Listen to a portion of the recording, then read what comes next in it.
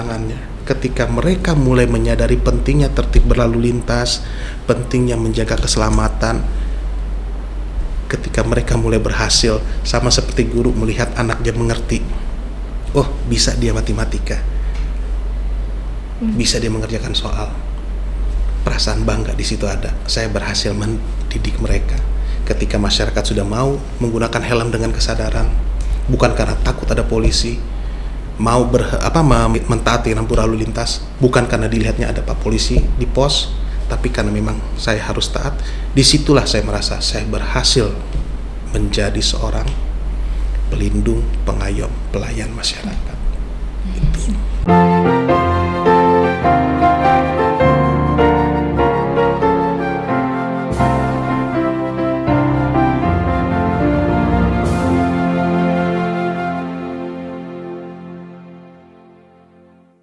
Halo Sobat YBHK, kembali lagi bersama saya Utami di dalam podcast YBHK. Sukses bersama YBHK. Baik, Sobat YBHK, di dalam podcast ke-28 ini, sebelum kita mulai, supaya lebih enak dalam berkomunikasi, kita copot masker ya Pak. Baik. Supaya kita sudah sesuai dengan protokol kesehatan juga, jadi kita mencoba lepas masker. Tema pada podcast kita kali ini adalah disiplin. Hari ini spesial, telah hadir di dalam podcast kita Bapak Aldo. Untuk lebih kenal lebih dekat dengan Bapak Aldo, kami persilahkan Pak Aldo untuk memperkenalkan diri. Baik, terima kasih sebelumnya dengan pembawa acaranya Ibu Utami. Saya akan memperkenalkan diri saya. Sebelumnya saya akan menyapa juga para pemirsa yang ada yang mungkin sedang menyaksikan. Selamat pagi. Nama saya Aldo Petrus Aldo Meisto Siahaan, itu nama lengkap. Dan pangkat saya sekarang adalah Ajun Komisaris Besar Polisi atau yang disingkat AKBP. Saya berdinas di Korlantas Mabes Polri.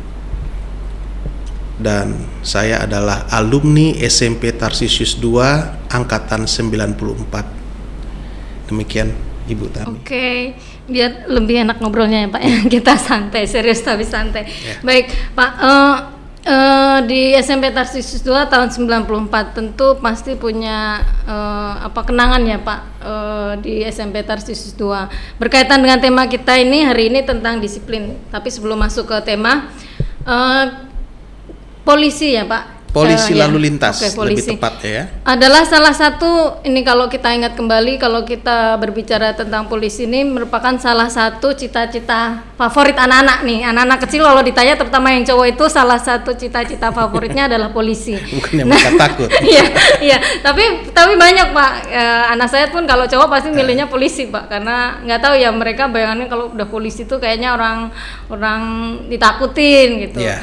Nah, apakah hal yang sama juga terjadi dengan Bapak nih? Sejak kapan Bapak terpikir ini untuk jadi polisi? Ataukah ini memang sudah cita-cita dari kecil atau memang keinginan Bapak sendiri? Baik ya, sebenarnya kalau mau dikatakan sebagai cita-cita dari kecil, ya betul. Karena memang saya mulai mengenal kata polisi itu ketika saya tidak mau makan sayur, ketika saya tidak mau tidur siang, gitu. Itu langsung keluar sesuatu hal yang saya katakan dulu, kan saya nggak ngerti ya, kata-kata dari asisten rumah tangga, awas kamu nggak makan sayur nanti ditangkap polisi. Oke, jadi terngiang-ngiang ya kata polisinya. Awas kamu kalau nggak tidur siang nanti saya laporin sama papa mama. Nggak takut saya, tapi ketika keluar kata-kata nggak tidur siang nanti tangkap polisi, takut. Jadi bertanya-tanya, polisi itu apa, polisi apa. Dan pada saat itu zaman-zamannya saya masih kecil, saya tumbuh SD itu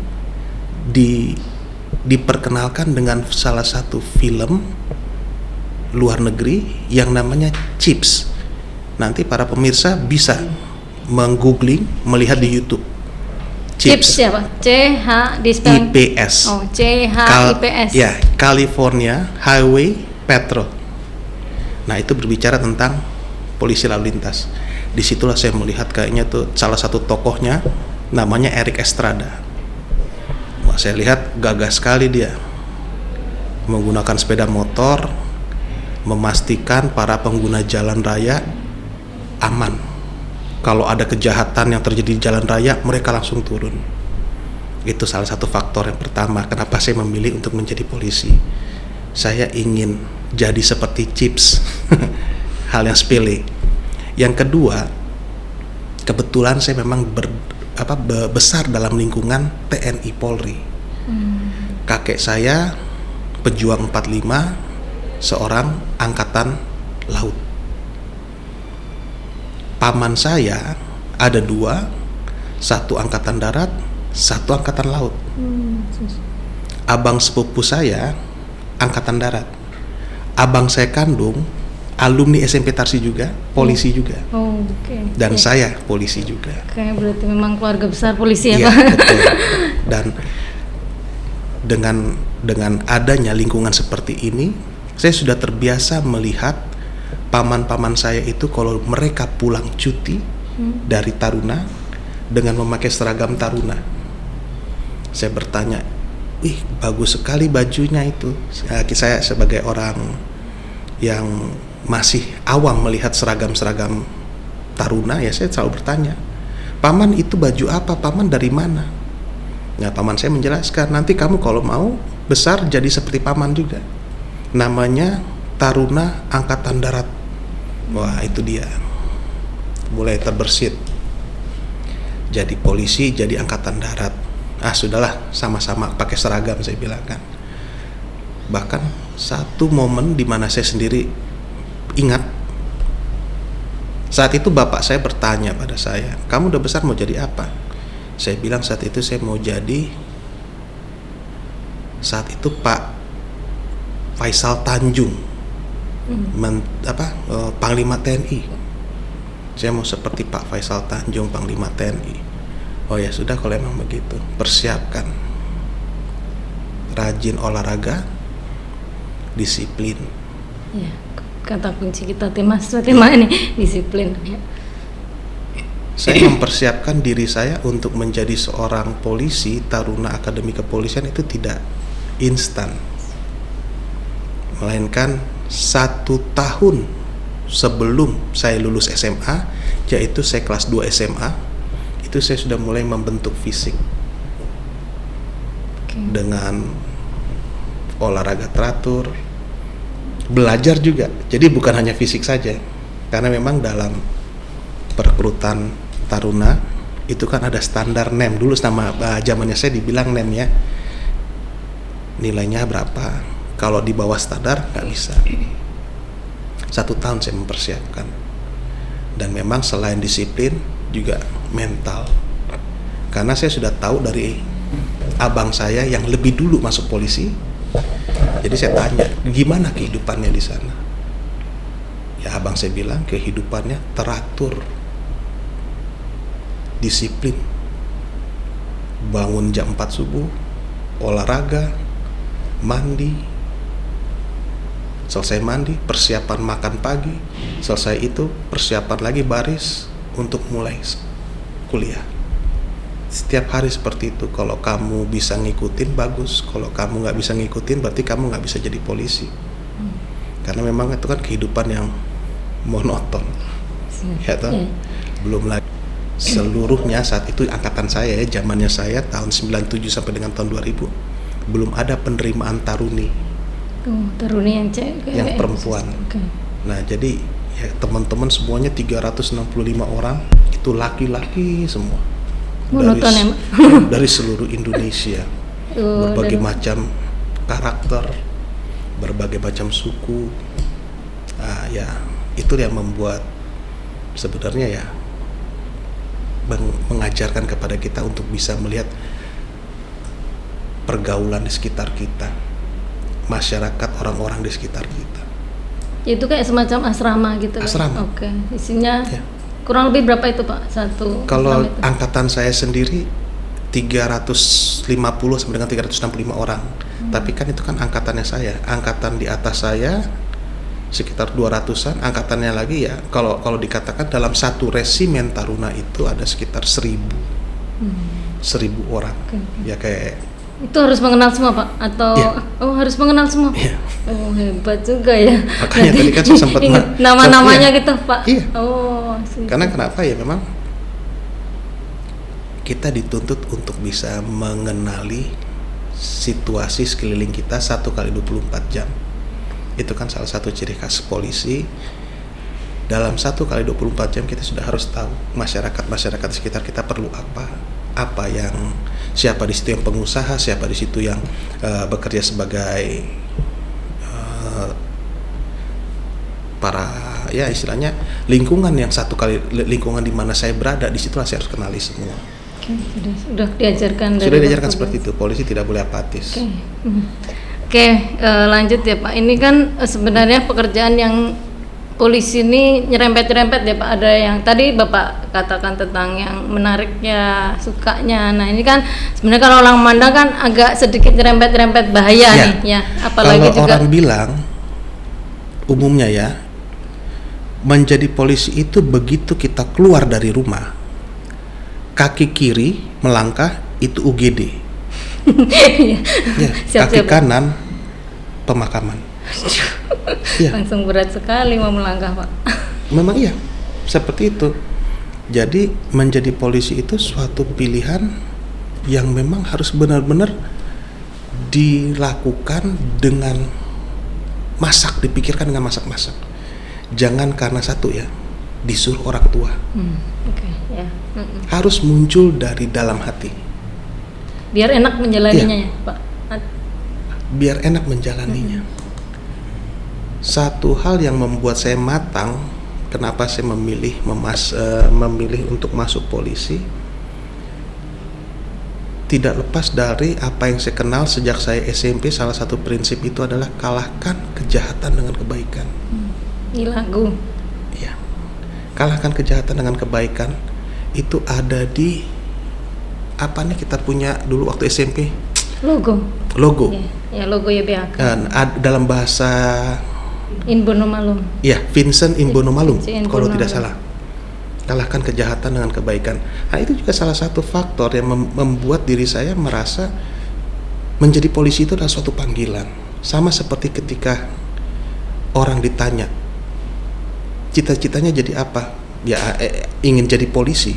Tapi menurut saya itu hal tersebut jangan sampai menjadi polisi itu karena diperintah orang tua, karena untuk menyenangkan orang tua, karena memang berasal dari keluarga polisi. Jangan. Harus muncul dari dalam hati yang memang saya terpanggil untuk melindungi, melayani, dan mengayomi masyarakat. Sama halnya seperti kita melihat para hamba Tuhan. Hamba Tuhan itu kan tidak pernah berasal dari cita-cita, namun panggilan hidup untuk melindungi, untuk melayani dan mengayomi jemaat seperti itu. Oke, adem sekali ya. Sobat YBAK, Bapak polisi kita ini agak sedikit berbeda karena dari kan namanya Petrus. Oke, ya benar Pak. Ada yang orang kira kan kadang orang kalau berkaitan dengan polisi, ketika kita sudah ketemu polisi, konotasinya kalau udah urusan polisi itu hukum lah atau penjara lah istilahnya, pokoknya yang menakutkan. Jangan kalau hal yang seperti Ibu Tami bilang tadi ya. Saya dari kecil diperhadapkan pada satu pernyataan, kamu nggak tidur siang lapor polisi loh. Kamu tidak makan sayur, saya lapor polisi, tangkap polisi. Padahal kan polisi bukan nangkepin orang yang nggak makan sayur, bukan nangkepin orang yang tidur siang, tidur siang. Tapi manjur ya Pak ya. Iya, karena memang polisi itu di matanya anak-anak yang menangkap para pelaku kejahatan. Dan namanya anak kecil kan tidak makan sayur, menurut mereka itu satu pelanggaran kejahatan, jadi takut. Jadi tidak heran ketika Ibu Utami sampaikan berhadapan dengan polisi itu nuansanya, vibe-nya itu pasti udah merinding, takut. Sama kayak saya kalau dulu berhadapan dengan guru matematika, itu pasti takut saya. Oke. Guru matematika. Karena kenapa? Karena saya tidak bisa matematika pada saat itu. Tapi ya kembali lagi, guru yang baik yang akan menjadikan kita manusia. Oke. Ya toh, tidak mungkin saya bisa berada di sini tanpa ada peran atau pengaruh dari guru-guru saya. Itu sudah hal yang nggak bisa dipungkiri. Seperti itu. Jadi ini mengingat kembali masa SMP ya Pak ya. Kira-kira di SMP itu yang pengalaman yang positif apa yang pengalaman positif yang saya bisa melihat bagaimana guru-guru saya saat itu sangat bertanggung jawab adalah pernah suatu waktu kejadian kebakaran. Bukan di SMP-nya, sebelah SMP. Tarsi. Ada toko apa itu ya saat itu? Toko apa ya?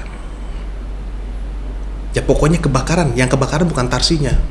Tapi saat itu saya bisa melihat bagaimana, saya ingat di kepala saya, Pak Vincentius Sihotang, almarhum, waktu itu kepala sekolah.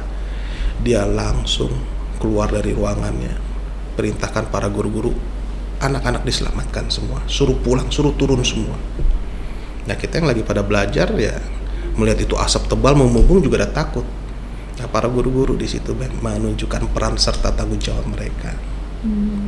Ayo semuanya turun ke bawah ya kita kesenangan kan, asik belajar selesai kan. Tapi ya setelah saya pikir-pikir di dalam angkot, wih kalau sampai terjadi apa-apa kebakarannya makin besar kalau guru-guru tidak bertindak, apa yang terjadi ya?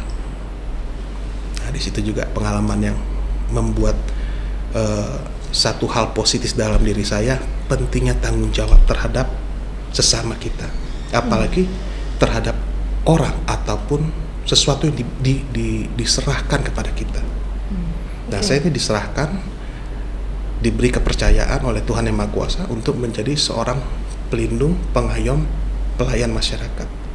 Nah hal ini jangan sampai ternoda, jangan sampai saya tidak bisa lakukan.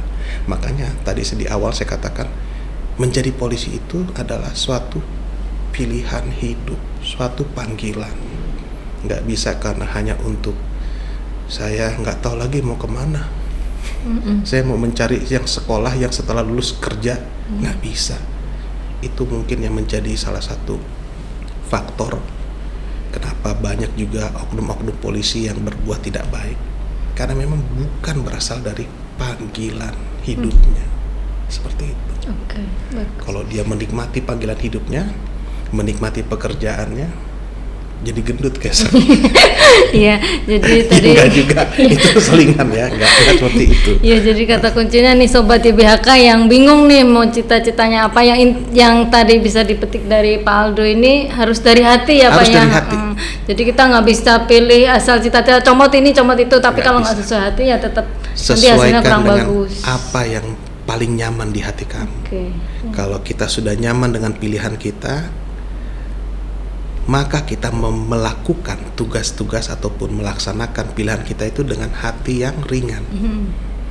Jadi sobat-sobat YBHK yang masih bingung nih mau jadi apa nanti, saya sangat sarankan, pilihlah sesuatu yang memang itu sesuai dengan panggilan hidup kalian, minat kalian. Jauhkan dari hal-hal yang mungkin karena diperintahkan, dipaksa oleh orang tua. Memang orang tua sering mengatakan bahwa saya tahu yang terbaik, mana yang terbaik, seperti itu. Tapi ya tetap saja kita harus bisa melihat apakah hal tersebut yang diinginkan orang tua itu sesuai dengan hati kita. Kalau memang sesuai, lakukan. Tapi kalaupun tidak sesuai, ya jangan langsung melawan orang tua, jangan ya. Betul. Ajak komunikasi. Mudah-mudahan dari hal tersebut orang tua bisa terbuka. Nah kebetulan pada kasus saya, ketika saya ingin jadi taruna, bapak saya mensupport sekali. Ayo silahkan. Yang menemani saya lari pagi, mengantarkan saya ke GBK, berenang, latihan, itu bapak saya. Berarti support orang tua itu juga salah satu support. Nah ini untuk tantangannya kira-kira apa Pak? Tantangan hambatan ketika kemalasan. Kemalasan. Sempat terbesit juga, sempat juga mengalami fase ada momen-momen tersebut di mana ya Saya berpikir capek juga tiap hari kayak begini ya, tiap hari loh saya lari pagi. Kalau sekolahnya pada saat itu pagi, ya saya jadi lari sore. Tiap hari kayak begitu. Bahkan saya berangkat ke sekolah saat itu SMA saya di SMA 16. Untuk bisa tetap stamina saya terjaga, dari Srengseng Kebun Jeruk ke Selipi Palmerah saya naik sepeda. Itu tiap hari. Berangkat, pulangnya lagi PP. Ya supaya stamina saya terjaga. Dan saya lakukan itu rutin. Terus untuk mengantisipasi munculnya kemalasan itu? Ya saya kembali lagi kepada saya ingin menjadi seorang polisi. Saya punya cita-cita, saya punya satu harapan, saya bisa daftar dan langsung masuk. Ya kembali lagi disiplin. Saya harus kalahkan kemalasan. Pada saat sore-sore itu lagi enak-enaknya pulang sekolah, lagi enak-enaknya mau nonton TV, mendekati jam 3 sore, jam 4 sore, oh iya saya harus latihan lagi. Aduh tapi males, di depan ada gorengan, pisang goreng, tahu goreng enak nih dimakan, udah disiapin sama mama kan. Nanti dulu mah, saya olahraga dulu. Saya lepas pakaian, ganti pakaian olahraga, lari dari rumah saya menuju ke daerah untuk berlari, pulang lagi baru sampai rumah berharap udah olahraga, kalori sudah terbuang, pisang gorengnya boleh saya makan. Mama saya bilang udah habis. Ya sudah. Iya cukup sama. Oke. Itu kalau yang sebelum polisi ya Pak, tantangan yang dialami ketika mau proses ke polisi. Nah, sekarang untuk ada yang satu lagi polisi, tantangan yang juga sangat membebani saya adalah saat itu ada selentingan informasi-informasi yang saya terima dari banyak orang. Masuk polisi itu duitmu berapa banyak? Mana masuk polisi itu nggak bisa gratis, kamu harus bayar gini. Tuhan Yesus tahu saya bicara jujur saat ini. Saya masuk polisi tidak mengeluarkan biaya apapun.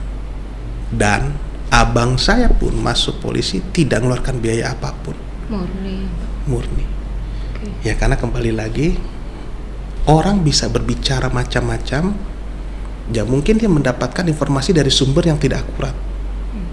Nah saya sekarang juga mengatakan kepada rekan-rekan di BHK, jika ada yang mau masuk polisi, percaya pada kemampuan diri sendiri, berdoa, letakkan usaha Anda, dan biarlah Tuhan yang berbuat selebihnya, dan jangan pernah merasa kecil hati ketika ada orang mengatakan informasi-informasi yang tidak akurat. Contohnya seperti masuk polisi itu membutuhkan uang, perlu biaya. Itu tidak benar. Seperti itu. Nah itu juga saat itu jadi tantangan buat saya. Dan saya sudah buktikan. Saya katakan di podcast hari ini, saya masuk polisi, abang saya masuk polisi tidak pakai uang. Sesuai jadi dengan kemampuan. Informasinya harus dapat dari yang benar. Betul. Oke, ini yang ketika perjalanan mau masuk polisi. Kalau sekarang ini Pak yang sudah jadi polisi ini, ada nggak kira-kira hambatan, tantangan dari luar atau masyarakat? Jelas. Yang namanya setiap profesi pasti ada tantangan. Menjadi guru aja suatu profesi mulia, tantangannya adalah murid-murid yang bandel. Saya dulu SMP termasuk bandel. Oh gitu. Berarti nggak apa-apa nih bandel ya?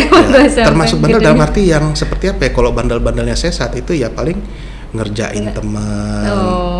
Buat PR. Kalau tugas matematika selalu bikin ya Pak? Saya kalau tugas matematika selalu buat PR, walaupun namanya PR ya, saya kerjakannya di kelas pagi-pagi. Sama. Nggak ketahuan gurunya Pak ya? Saya datangnya pagi-pagi, cari punya teman yang sudah selesai. Tapi bukan berarti saya nggak ngerjain ya di rumah ya. Saya kerjain, tapi yang saya mampu. Yang nggak mampunya kan anggap ada 10 soal. Saya mampu mungkin ya 2. Nggak ada separohnya ya Pak. Nah kadang-kadang kalau pas lagi dengerin guru bener-bener ya bisa 8, 9 lah. Nah satu soalnya lagi saya cari teman. Nah itu kan menurut saya suatu hal yang nakal juga kan. Nah demikian juga dengan polisi. Menjadi guru aja memiliki tantangan bagaimana mengatasi anak-anak murid. Nah ini menjadi polisi bagaimana mengatasi jutaan masyarakat kita. dengan segala macam karakter, pola pikir, habit. Nah, itu yang harus kita luruskan mereka. Jangan sampai mereka merasa apa yang mereka lakukan segala sesuatu yang bertentangan dengan peraturan hal yang biasa. Nggak boleh seperti itu. Nah, hal-hal inilah yang memang membutuhkan effort, usaha. Ada kalanya mungkin kita lelah, capek, nilang gara-gara nggak pakai helm kita tilang, nggak gunakan safety belt kita tilang, tidak melanggar lampu merah kita tilang. Ini hal yang terus terang membosankan, karena kenapa? Pasti ada, dan tiap hari pasti ada. Nah, bagaimana caranya supaya hal ini bisa berubah? Ya salah satu cara ya kita mengedukasi mereka, mengedukasi masyarakat supaya mereka lebih taat, tertib dalam berlalu lintas sesuai dengan bidang saya sebagai Polantas ya. Karena kita percaya pendidikan itu yang menjadikan suatu bangsa menjadi lebih baik lagi. Itulah kendalanya. Sudah dididik, sudah ditilang, tetap aja ada. Tetap manusia itu Pak ya. Tetap aja ada. Nanti saya pulang dari sini, keluar dari yayasan YBHK ini, pasti saya ketemu nanti sama pengguna sepeda motor yang nggak pakai helm. Pasti saya ketemu. Iya. Nanti kalau nggak, saya ketemu dengan angkot yang dengan santainya dia berhenti di rambu larangan stop, lampu merah depan sini nih. Padahal kan sudah kita kasih tahu, bahkan mungkin sudah berapa kali kita tilang, tapi itulah manusia. Susah dibilangin, dan itulah tantangannya. Ketika mereka mulai menyadari pentingnya tertib berlalu lintas, pentingnya menjaga keselamatan, ketika mereka mulai berhasil, sama seperti guru melihat anaknya mengerti, oh bisa dia matematika, bisa dia mengerjakan soal, perasaan bangga di situ ada. Saya berhasil mendidik mereka. Ketika masyarakat sudah mau menggunakan helm dengan kesadaran, bukan karena takut ada polisi, mau mentaati lampu lalu lintas, bukan karena dilihatnya ada Pak Polisi di pos, tapi karena memang saya harus taat. Disitulah saya merasa saya berhasil menjadi seorang pelindung, pengayom, pelayan masyarakat. Itu. Hebat sekali ya Sobat YBHK. Tadi saya sempat dengar nih dari tadi pelajaran yang disebut matematika Pak. Apakah ada sosok yang menginspirasi nih ketika waktu masih sekolah? Kalau untuk masih sekolah ya jelas guru ya dari tadi ada ya memang saya ini kalau mau dikatakan dalam bidang eksakta agak kurang. Ya. Jadi kalau waktu SD saya masih bisa melewati matematika, SMP mulai terseok-seok. Nah, SMA saya masuk IPS. Karena memang dalam hal hitung-menghitung sudah agak berat. Ya. Tapi dalam hal menghafal, ya tadi Ibu kan sempat kita bicara di luar, saya masih ingat nama-nama guru saya semua. Ya, itulah ada hal baik dan buruknya. Ya, jadi maksud saya di sini yang akan membentuk kita nanti itu ya pengalaman. Bagaimana kita di lapangan terkait dengan apa yang saya dapatkan waktu saya sekolah. Yang jelas saya sangat terkesan sekali dengan para guru yang ada di SMP Tarsi zamannya saya ya. Dari banyak guru yang ada ya, saya masih ingat semua nama mereka, dan saya juga masih mengingat apa yang telah saya lakukan sama mereka. Terutama yang ini. Ya itu dia. Oke. Nah, sebelum kita akhiri ini, terutama untuk Sobat YBHK, ada nggak Pak pesan untuk generasi muda saat ini yang mungkin mereka satu bingung untuk arah cita-citanya, yang kedua tentang dia dengan dirinya sendiri aja untuk masalah disiplin ini kan sulit untuk anak-anak zaman sekarang, apalagi sekarang PJJ ya Pak, sudah tidak ada seperti dulu lagi. Kalau dulu kita sekolah kan ada tuh masuk jam sekian terus baris dulu. Nah sekarang kan dengan adanya pandemi ini kita harus PJJ, otomatis kan kebiasaan-kebiasaan yang mendekati arah disiplin itu sudah harus ditumbuh dari keluarga. Nah kira-kira pesannya apa ini untuk yang sobat-sobat YBHK? Selain saya sebagai polisi, saya juga seorang ayah yang kebetulan anak saya pun juga ada di SMP Tarsi. Mungkin mendengarkan juga ya Pak ya. Ya, saya sangat membiasakan pada anak saya untuk satu, bangun pagi.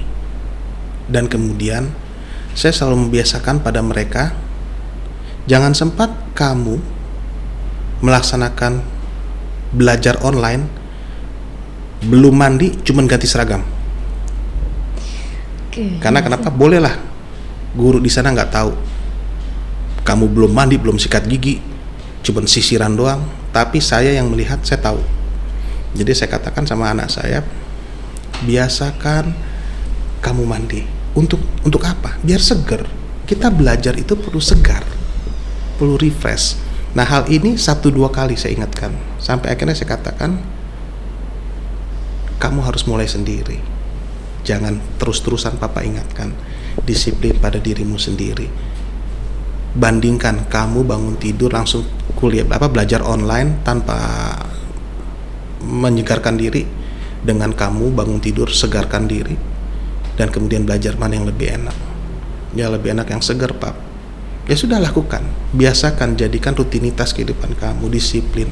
Dari hal seperti itu aja kamu bisa membiasakan dirimu disiplin, maka hal-hal yang lain yang akan kamu temukan nanti di saat kamu sudah dewasa akan mudah juga untuk kamu ikuti, beradaptasi. Karena kuncinya satu, kamu bisa beradaptasi dengan lingkungan, kamu bisa beradaptasi dengan pekerjaan kamu, tantangan-tantangan yang kamu hadapi. Kuncinya adalah dari biasakan diri kamu disiplin dulu menghadapi kehidupan.